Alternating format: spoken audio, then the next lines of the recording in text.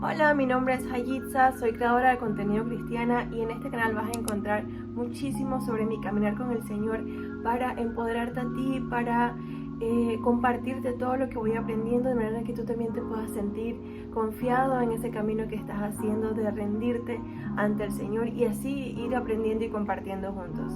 El día de hoy voy a hablar sobre enfocarnos en lo que no tenemos y creo que es una práctica que puede parecer como muy dulce y engañosa, como que no se ve tan mal y a veces lo podemos como disfrazar o pensar que simplemente tenemos sueños y que hay cosas que queremos lograr en nuestra vida. Y aunque la verdad es que Dios sí participa con nosotros activamente en ayudarnos a cumplir sueños que tenemos, o que nuestra estancia en este mundo sea placentera dentro de lo que cabe, porque también nos dice que vamos a tener tribulación, pero yo he visto en mi vida como el Señor me ha dado más de lo que yo necesitaba, más de lo que yo esperaba en diferentes momentos, y son testimonios que tengo y cosas que puedo recordar de cómo Dios en un momento, una situación dada donde yo esperaba que fuera, digamos, algo más básico o sencillo solamente para suplir una necesidad, Dios fue abundante.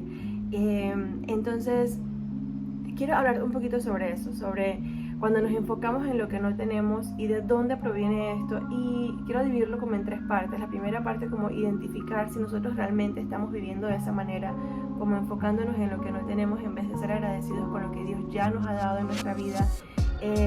Y bueno, la segunda parte lo voy a dividir un poco de versículos para conectar esta situación con nuestra mente, con nuestra imaginación y cómo nos afecta espiritualmente.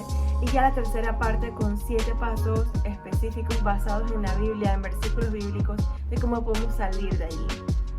Entonces, bueno, lo primero es que quisiera orar, quisiera pedirle al Espíritu Santo que nos acompañe en este estudio esta mañana, que Él tenga todo el poder de utilizar mis palabras y mi mensaje para realmente tocar tu corazón y que tenga el efecto deseado en tu vida, que solamente Él conoce, para que realmente sea de provecho para glorificar el nombre de Jesús aquí en la tierra y para avanzar su reino. Oro esto en el nombre del Señor Jesús. Amén. Entonces, bueno, quiero empezar con el primer versículo, que va a ser como el versículo central de donde proviene todo este estudio.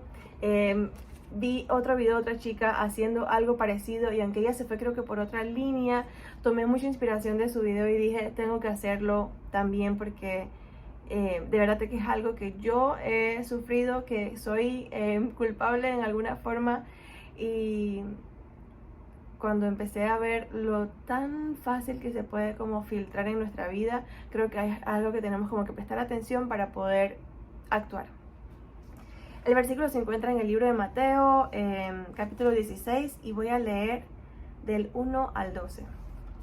Dice: vinieron los fariseos y los saduceos para tentarle a Jesús, y le pidieron que les mostrase señal del cielo. Mas él respondiendo les dijo: cuando anochece decís buen tiempo, porque el cielo tiene arreboles, y por la mañana hoy habrá tempestad, porque tiene arreboles el cielo nublado. Hipócritas, ¿qué sabéis distinguir el aspecto del cielo, mas las señales de los tiempos no podéis? La generación mala y adúltera demanda señal, pero señal no le será dada, sino la señal del profeta Jonás. Y dejándolo se fue.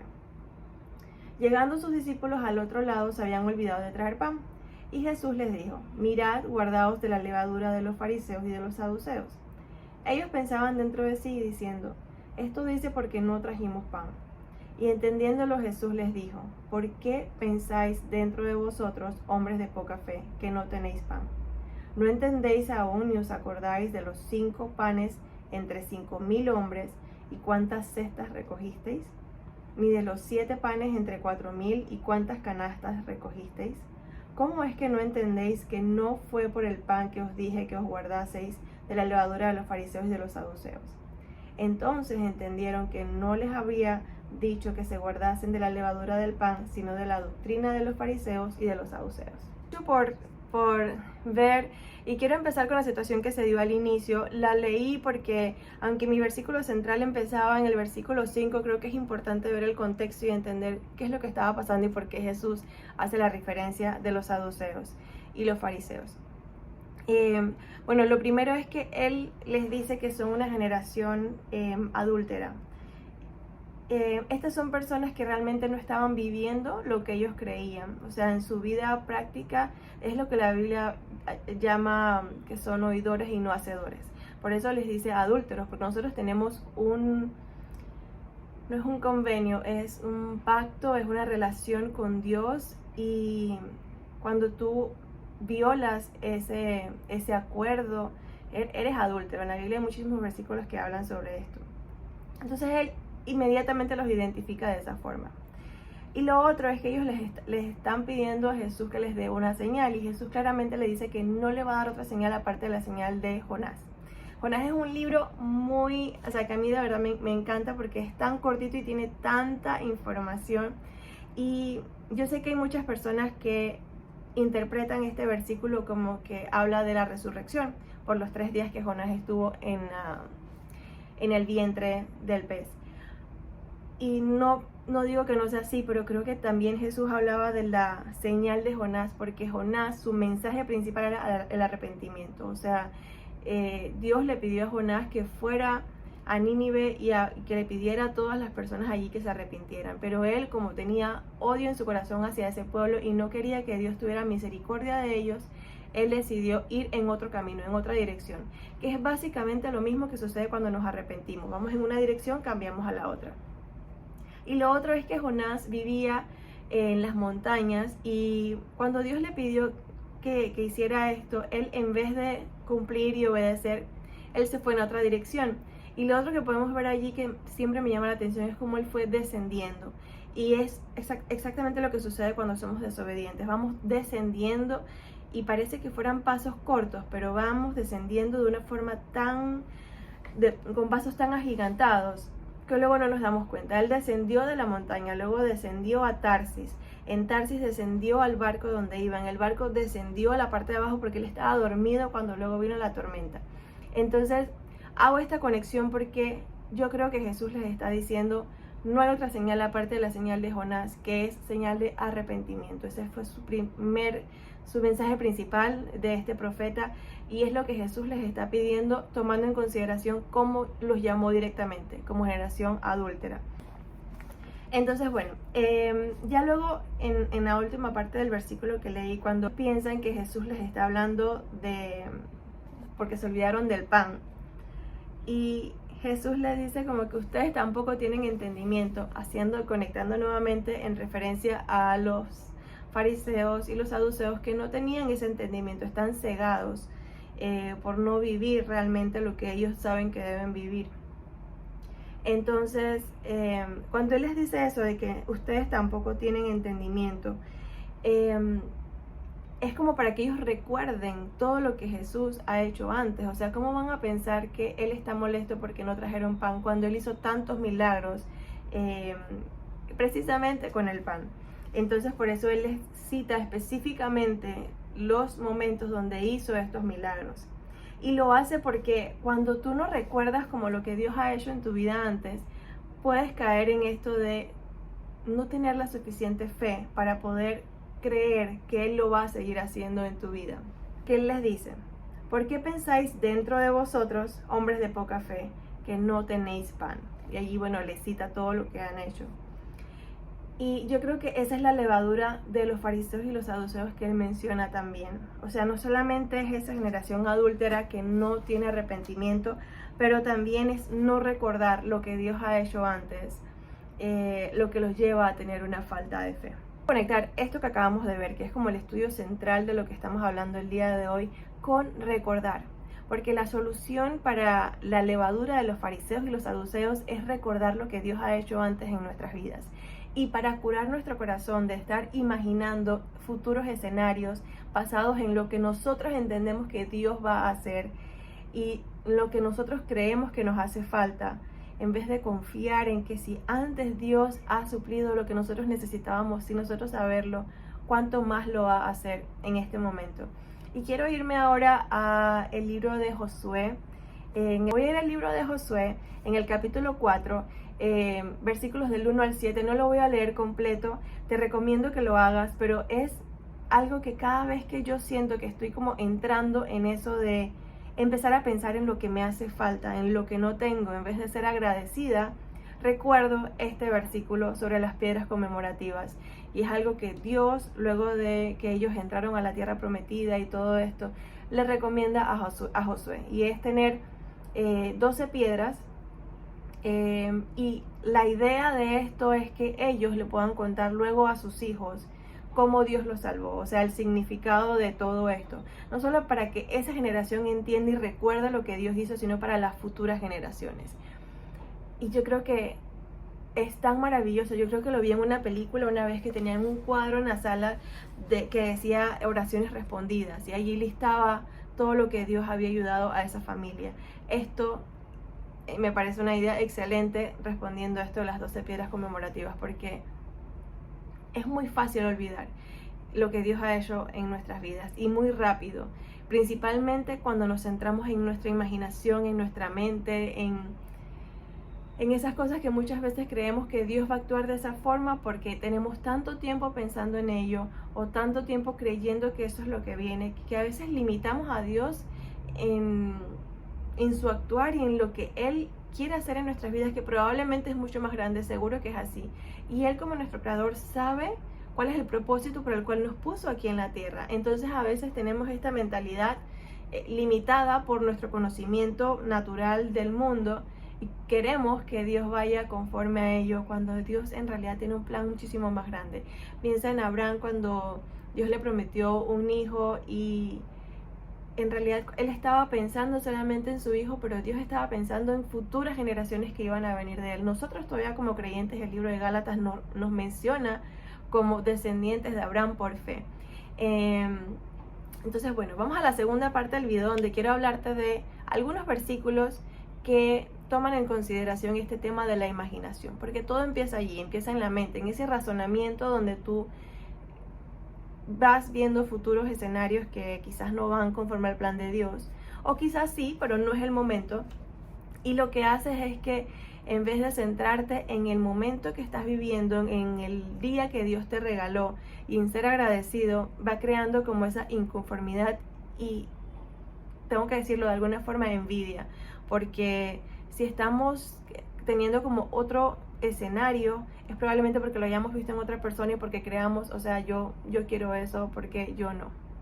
6:5 nos dice: y vio Jehová que la maldad de los hombres era mucha en la tierra, y que todo el designio de los pensamientos del corazón de ellos era continuo solo el mal.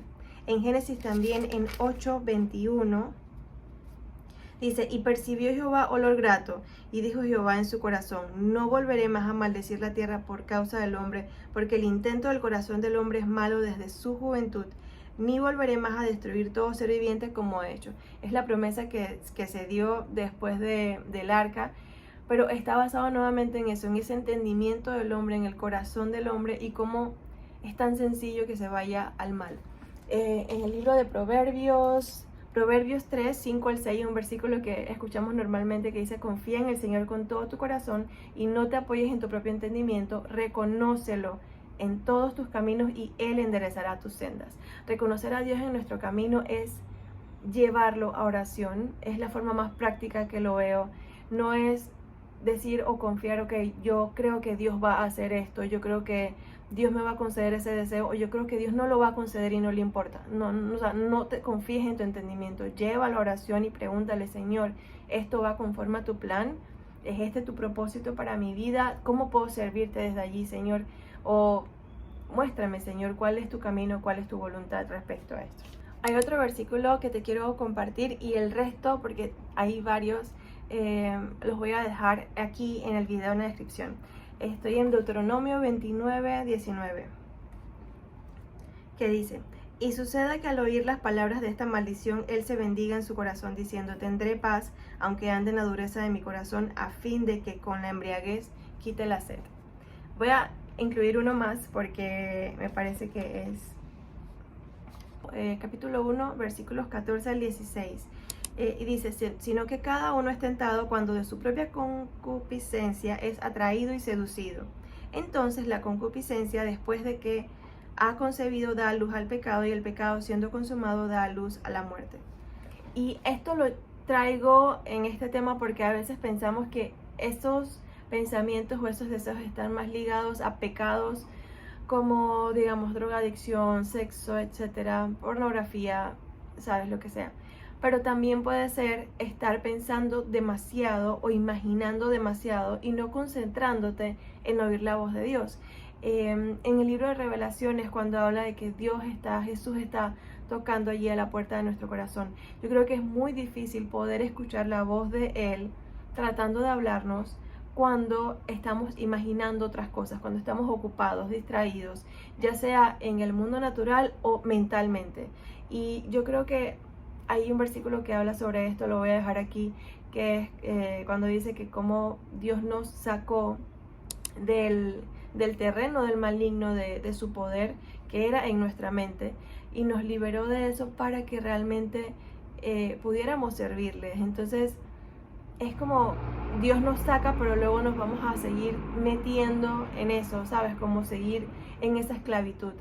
Y un versículo importante está en 2 de Pedro 1:4, que dice, por ellas Él nos ha concedido sus preciosas y maravillosas promesas, a fin de que ustedes lleguen a ser partícipes de la naturaleza divina, habiendo escapado de la corrupción que hay en el mundo por causa de los malos deseos. Hay una versión que dice aquí también concupiscencia.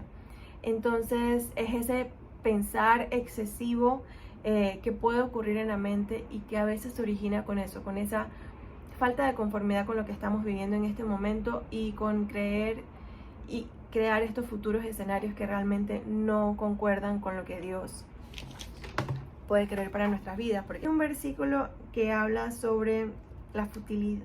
Is futility of their minds. Efesios 4:17. Esto pues digo y requiero en el Señor que ya no andéis como los otros gentiles que andan en la vanidad de su mente.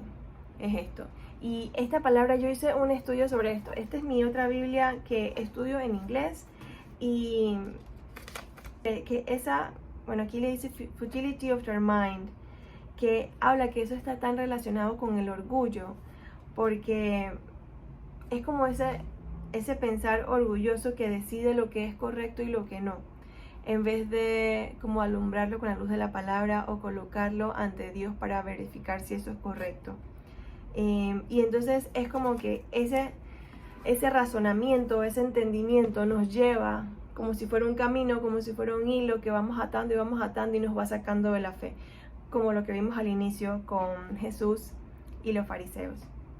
Entonces, bueno, voy a mencionarte ahora los 7 puntos que he identificado que nos pueden ayudar a salir de allí. O sea, si estamos metidos en este tema y necesitamos realmente como que esa ayuda del Señor, esto es lo que tenemos que hacer.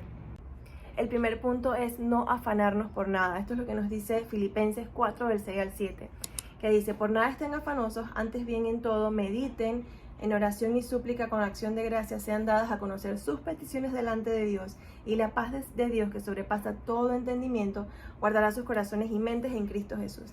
Y este versículo me encanta, este pasaje me gusta mucho porque te muestra como los pasos, como si fuera una fórmula, y yo creo que eso es lo mejor que podemos hacer con la Biblia, verlo como literal como un libro de recetas, de los pasos que tenemos que seguir para lograr algo.